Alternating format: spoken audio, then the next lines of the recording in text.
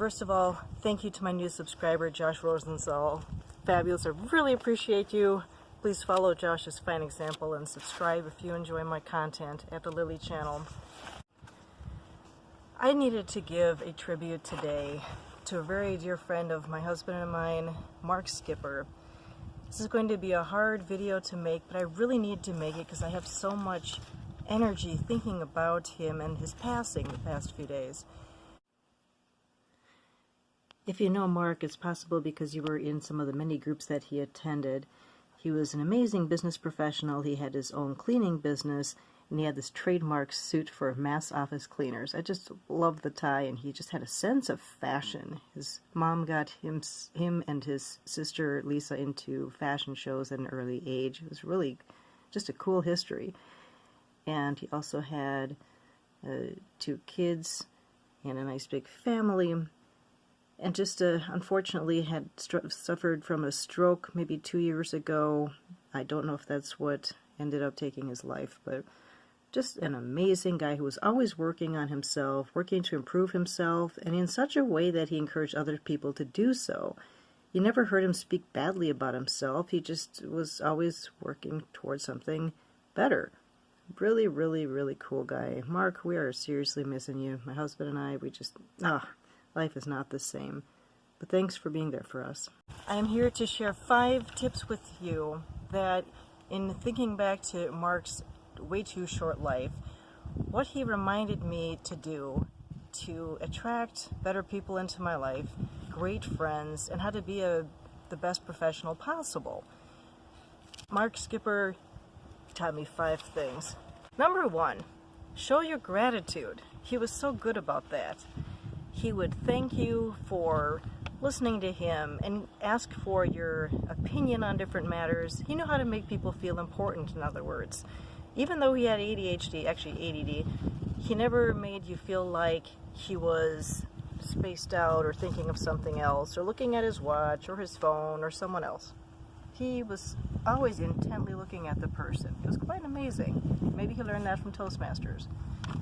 He asked for your opinion on things. He also showed his vulnerability. That's really important. And it's so hard when you're a business owner, because when you do a lot of networking, it seems like business owners are always acting like everything is just fine, because if I show vulnerability, then who would want to order from me or work with me? On the contrary, he showed his humanity that way. And when you show your vulnerability, you encourage other people to be more human with you. He shared his fear of public speaking, his fear of heights, of dogs, a bunch of things. But because he did it, other people were able to. It was really cool. Number 2, share information that can help people based on your experiences. That's a key part, based on your experiences. He was sharing the power of a hug in saving someone's life. Thankfully, in his case, it didn't save his life, but he realized how good it felt. I'm including the video of a really powerful speech he gave on that subject. But whatever information you have that you think would help someone, you just pass it on with them and say, hey, either we had a conversation about this, I think you might like it, or just something that is not condescending. He just had this art to sharing information. Incredible. Now for number 3. Number 3, be professional. In Mark's case, this meant with befriending the competition, since he did a lot of Toastmaster competitions. Oh, he was a legend, he still is, in Toastmasters and in AGC and other organizations.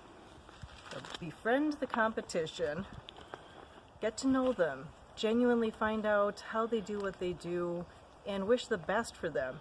He actually suggested to me to compete at the division level because he wanted more competition. I thought, are you crazy? But it was so cool. I would not have considered it otherwise. And the other part, he knew how to give feedback. He taught us to use the phrase, how do we take this to the next level? I thought, that's genius.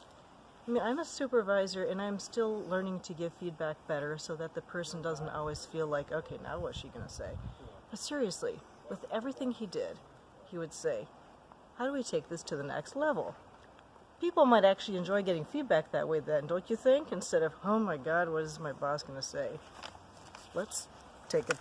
show your support to your friends and your colleagues. In this case, I was reminded by a friend of mine from Toastmasters named Cheng Tao, who was talking about how to cook a certain, I think it was Mandarin dish, I don't remember. Either way, it was incredible. He led by example by cooking in his home while watching her on our Zoom meeting, how she was cooking the dish. He was the only one who did that. I felt like, oh, I didn't even consider that I should have done that too. It was really cool.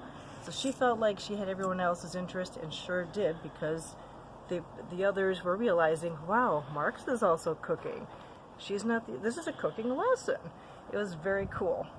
Not only that support, but also he was talking with my husband Norm about ADD, and God, he was saying, do you always have to go back from your car into your home because you keep forgetting your keys or something?